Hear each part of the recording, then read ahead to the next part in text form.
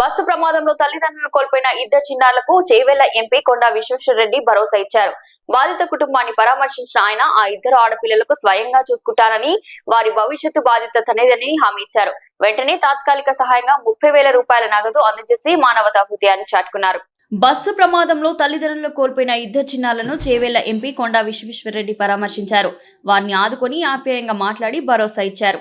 ఈ ఇద్దరు ఆడపిల్లల భవిష్యత్తు బాధ్యత నాదే అని స్పష్టంగా ప్రకటించారు. వారి చదువు, జీవనం, భవిష్యత్తు గురించి తానే చూసుకుంటానని హామీ ఇచ్చారు. ఇంటింటికి పోయి సానుభూతి చూపెడతాను. మా ఇంట్లో ఏం చేయగలుగుతామో అది తెలుసుకుంటానికి వచ్చినాము. ఇప్పుడే హాజీపూర్ పోయి అక్కడ శివలీల ఇంకా భవానీ వాళ్ళ అనాథులు అయిపోయింది. ఏదో మా తరఫు నుంచి 30,000 ఇస్తున్నాం, కానీ 30,000 ఇచ్చినా, 1,00,000 ఇచ్చినా, 10 లక్షలు ఇచ్చినా ఏమవుతుంది? అందుకే వాళ్ళకి ఏం చేయాలని మేము ఆలోచించినాము. వాళ్ళకు ఒక మంచి అనాథాశ్రమం నుంచి చాలా మంచి క్వాలిటీ, అంటే మా ఇంటి దగ్గరనే ఒకటి ఉంటుంది, అక్కడ మంచిగా చదివిస్తారు. దానికి అందరు ఐఏఎస్ ఆఫీసర్లు భార్యలు కూడా సపోర్ట్ ఇస్తారు. దాని తర్వాత పెద్ద అమ్మాయికి ఏమో నర్సింగ్ చేసి ఉద్యోగం ఇప్పిస్తామని గ్యారంటీ ఇస్తాం. అది మా సతీమణితో మాట్లాడినాం. ఇద్దరు ఒక్కటే అక్క చెల్లెలు ఒక్కరు ఉంటే అక్క చెల్లెని చూసుకోవచ్చు. కానీ మొత్తానికి ఫైనల్ నిర్ణయం ఏమో ఊరిలో తీసుకోవాలి. ఎందుకంటే పిల్లలకు ఊరు ఇచ్చి మళ్ళీ హైదరాబాద్ రావాలంటే వాళ్ళకి బాధగానే ఉంటుంది. కానీ మా ప్రకారంగా అదే మంచిగా బాలేశ్వర్ గుప్తా గారు అక్కడ తెలుసుకొని, రమేష్ గారు అక్కడ తెలుసుకొని నిర్ణయం తీసుకుంటారు. అట్లే ఇక్కడ ఒక్కొక్క ఇంట్లో ఒక్కొక్క పరిస్థితి, ఒక్కొక్క కథ, ఒక్కొక్క ఉన్నది.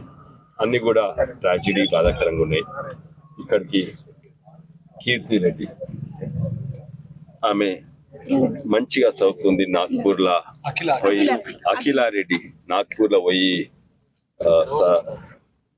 బిఎస్సి అగ్రికల్చర్ చేసి ఇప్పుడు MBBS చేస్తుండే. కొన్ని రోజులు అయితే మంచి ఉద్యోగం వస్తుంది. వాళ్ళకు ఈ కుటుంబానికి భూమి ఎక్కువ లేదు, భూమే లేదు. ఆధారపడేది పెన్షన్, వాళ్ళ పిన్ని పెన్షన్, చిన్నమ్మ పెన్షన్. అట్లనే ఈ ఇంట్లో కూడా వాళ్ళ అన్న ఉన్నాడు.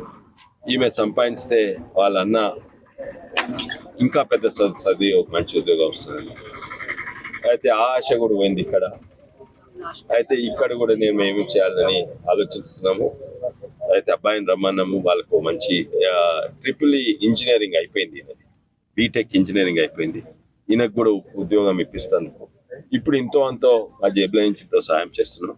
ప్రధానమంత్రి 2 లక్షలు వస్తున్నాయి, అందరికి కూడా వస్తున్నాయి.